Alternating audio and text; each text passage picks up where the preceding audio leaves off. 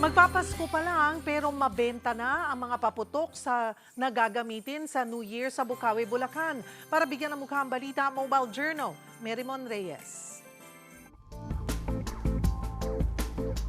Bukod sa Pasko, inaasahan na rin ang ingay at kulay ng mga paputok para sa pagsalubong ng bagong taon.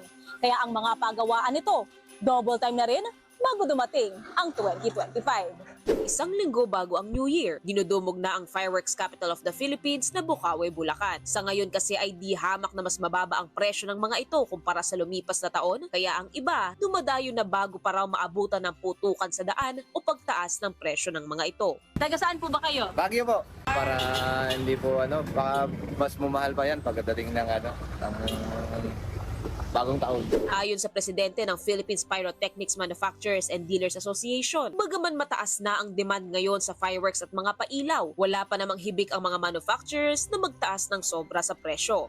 Kaya ngayon mas masaya kasi mas marami na yung value ng pera nila pag nag-shopping po sila dito. Ang marami ngayon ay yung mga kumukuha ng retailer's license na nagtitinda rin doon sa mga probinsya. Sa ngayon, ang presyo ng maliliit na fountain ay nasa 18 pesos to 25 pesos, habang ang malalaki naman ay nasa 80 to 130 pesos. Ang crackling fountains naman, depende sa laki at tagal, ay 250 to 1,500 pesos. 550 hanggang 1,500 naman ang mga aerial shots. Ang patok na paguding, 250 pesos. Ang Judas belt ay 150 pesos kada 100 rounds. Pumapatak lang sa 45 pesos hanggang 55 pesos kada pack ang silver at color luces. Ang bawang naman, 450 to 500 pesos kada pack. 6 to 10 pesos naman ang bawat piraso ng kwitis. At ang inaabangang ingay ng sawa, nasa 280 pesos to 300 pesos para sa 200 rounds, habang 450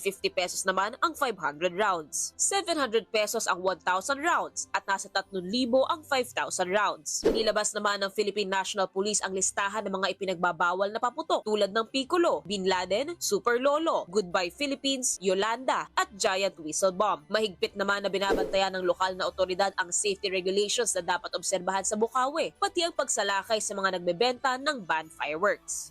Nananawagan kami sa mga mamimili na piliin nyo po yung mga legal lamang na fireworks para po yung industriya namin ay hindi naman po masira na lang basta-basta nung mga gumagawa na wala naman pong lisensya.